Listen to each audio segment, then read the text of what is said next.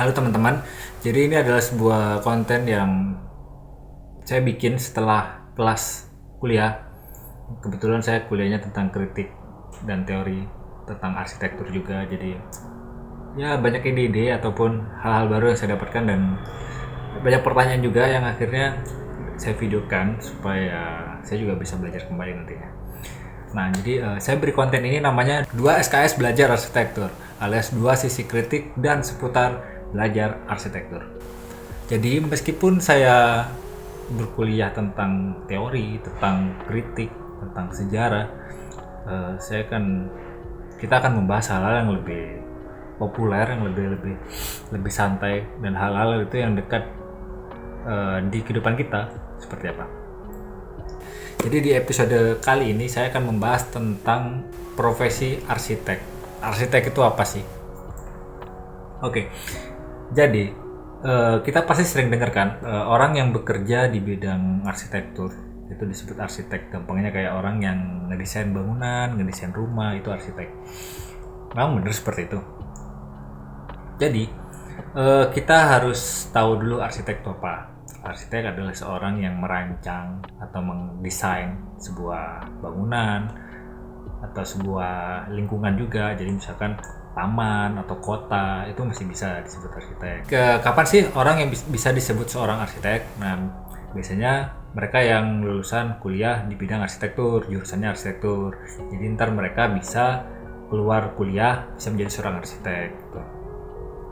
Nah, apakah apakah yang mereka kuliah arsitektur tiba-tiba keluar lulus sarjana mereka akan menjadi seorang arsitek? Jawabannya bisa iya, bisa enggak. Kenapa?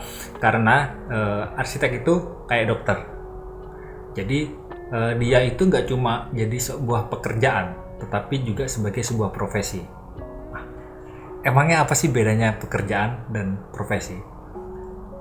Kalau pekerjaan tuh ya pekerjaan yang kita apa ya? Ya, jadi kalau pekerjaan ya pekerjaan. Jadi ya pekerjaan artinya misalkan contohnya ya pegawai negeri ataupun tukang bangunan, tukang becak, pedagang, penjual. Nah, itu namanya pekerjaan. Lalu apa bedanya sama profesi?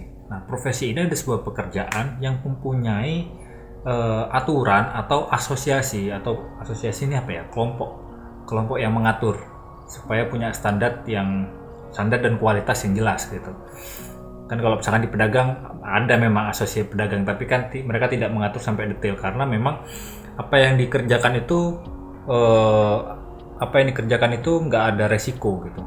Tidak ada resiko baik yang mengancam jiwa, keselamatan, kesehatan. Nah, kalau dokter kalau misalkan nggak diatur bisa-bisa kan terjadi malpraktek. Begitu pula dengan di arsitek. Kalau misalkan arsitek nggak diatur bisa-bisa dia bikin bangunan yang nggak aman, yang tiba-tiba roboh. Kelihatan bagus doang, tapi tiba-tiba roboh gitu. Nah, itulah fungsi yang namanya asosiasi gitu. Makanya arsitek ini disebut profesi gitu. Nggak cuma pekerjaan, tapi juga profesi. Jadi kalau mau jadi seorang arsitek itu selain lulus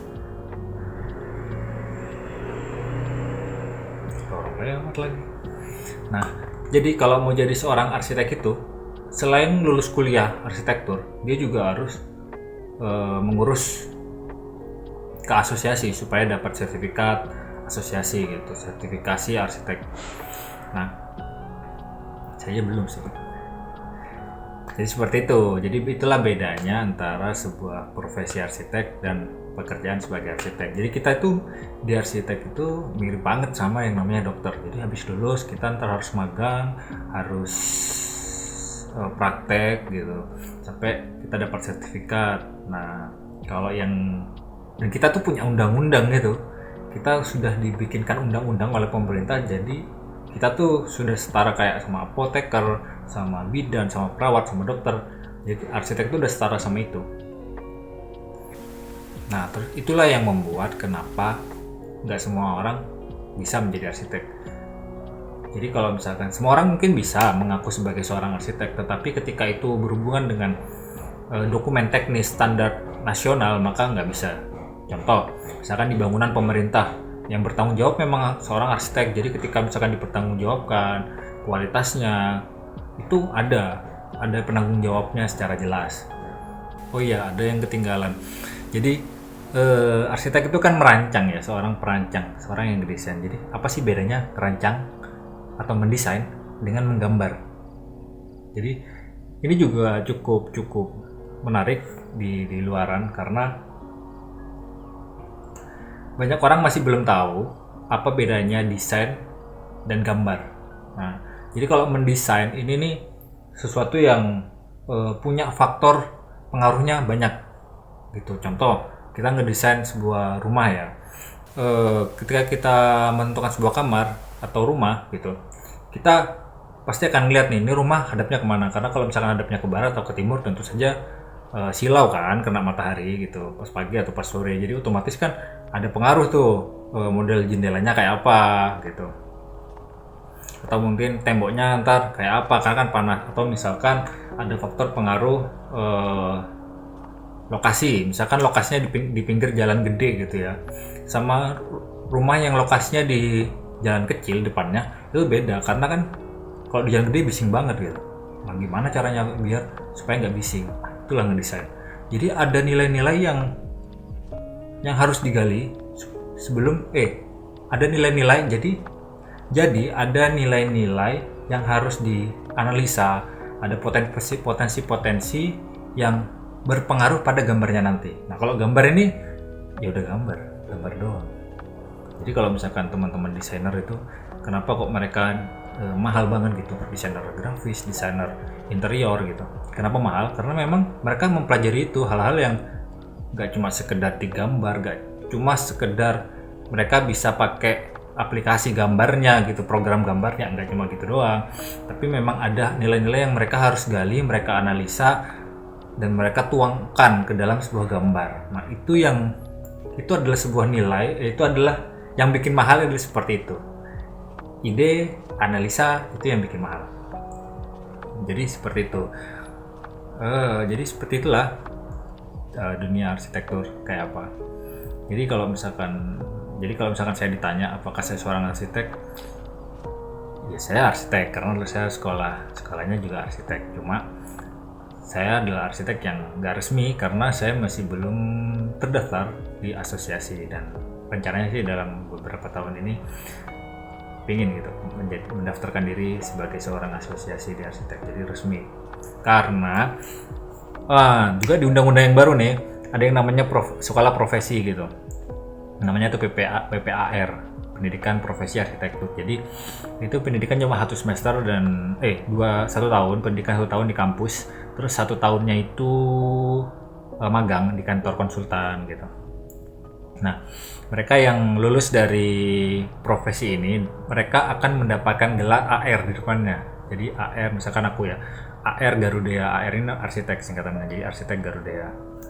Jadi keren sih sebenarnya yang aturan baru nih. Jadi teman-teman punya gelar di depan. Kalau dulu terkenalnya kan insinyur tuh AR. Nah, ini ada AR baru. Terus juga ntar di arsitek tuh juga ada yang namanya kan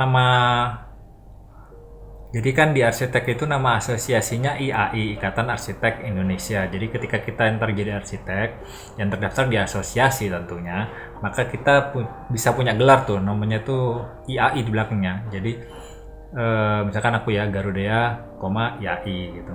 Jadi kayak misalkan gelar kayak ST gitu, kayaknya nggak berlaku deh, karena memang nggak sebagus itu juga sih. Dan beberapa arsitek yang saya tahu juga mereka punya gelar AA gitu. Ini apa awalnya gelar AA? Ternyata AA itu adalah gelar asosiasi yang diberikan oleh asosiasi arsitek ASEAN. Jadi mereka itu sudah bisa menjadi prinsipal arsitek gitu ya, arsitek yang bertanggung jawab untuk proyek-proyek di ASEAN. Misalkan mereka di Malaysia gitu, di Vietnam, Thailand, mereka bisa gitu pakai nama mereka. Jadi nggak perlu pakai nama arsitek yang ada di sana gitu. Jadi kayak gitu.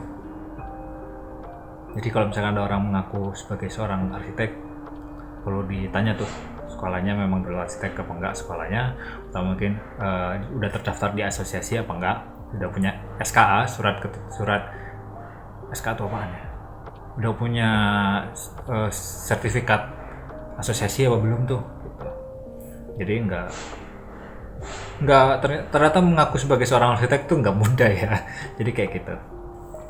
Jadi itu mungkin pengantar episode pertama ini. Semoga bisa membantu dan menjelaskan, dan sampai jumpa di berikutnya kita akan membahas tentang rumah deh kayaknya. Makasih.